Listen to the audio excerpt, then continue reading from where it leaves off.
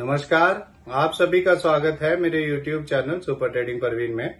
रोजाना की तरह मैं आप सबके सामने आ गया हूं फिर से एक बेहतरीन और बढ़िया शेयर लेकर। चलिए आप सबको उसके बारे में बताऊंगा। उससे पहले आप मेरे चैनल को सब्सक्राइब और मेरे वीडियोस को लाइक करते रहिए, जिससे कि रोजाना आपको ऐसे ही नए नए बेहतरीन और बढ़िया शेयरों के बारे में पता चल सके। तो आज जो मैं कंपनी आप सबके सामने लेकर आया हूं, उस कंपनी का नाम है ऑटोलाइन इंडस्ट्रीज लिमिटेड।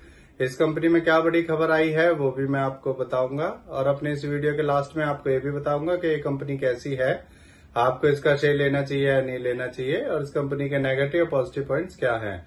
तो उसके लिए आप मेरा वीडियो लास्ट तक देखिएगा, तभी आपको इन सब बातों का पता चलेगा। तो चलिए शुरू करते हैं इस कंपनी के बारे में। इस कंपनी में एक बड़ी खबर आई है। इस कंपनी को 204 करोड़ का एक ऑर्डर मिला है। यह ऑर्डर इसे Tata Motors passenger vehicle limited से मिला है। इस ऑर्डर में company tools and sheet metal parts and assemblies बनाकर सप्लाई करेगी इस कंपनी को। चलिए आगे बताता हूं आपको। इस खबर के आने के बाद इसमें 19 रुपए बढ़ गए थे और इसका शेयर 150 रुपए तक पहुंच गया था। एक साल पहले इसका शेयर 80 रुपए का था, अब 144 का है। एक साल में इसने डबल कर दिया है।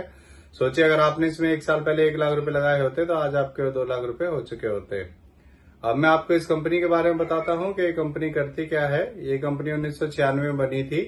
ये company sheet metal, stamping, welded assemblies and modules बनाकर बेचती है ऑटोमोटिव इंडस्ट्री में।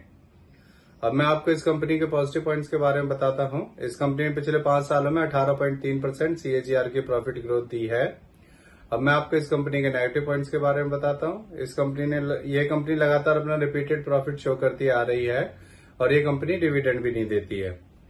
इस कंपनी का इंटरेस्ट कवरेज रेशियो भी बहुत कम है और इस कंपनी ने पिछले 3 सालों में 8.94% की लो रिटर्न ऑफ इक्विटी दी है और इस कंपनी का टैक्स रेट भी काफी लो है। तो ये सारे इसके नेगेटिव पॉइंट्स हैं। अब मैं आपको इस कंपनी के फंडामेंटल्स के बारे में बताता हूँ। इस कंपनी का market cap 561 crore, P ratio 35.4, ROE 15% और डेब्ट टू इक्विटी 1.43 है। इसके एमडी CEO मिस्टर शिवाजी अखाड़े हैं और ये कंपनी 1996 में बनी थी। अब मैं आपको इसका एक नेगेटिव पॉइंट और बताता हूं। इसमें एफआईएस ने अपना स्टेक कम किया है। मार्च 2024 में एफआईएस का स्टेक इसमें 0.15% था और अब कम होकर एफआईएस का स्टेक इसमें जून 2024 में 0.06% हो गया है। अब मैं आपको इस कंपनी के शेयर होल्डिंग पैटर्न के बारे में बताता हूं। इसमें रिटेल का 47.30%, प्रोमोटर्स का 33.39%, डीआईएस का 19.24% और एफआईएस का 0.06% स्टेक है।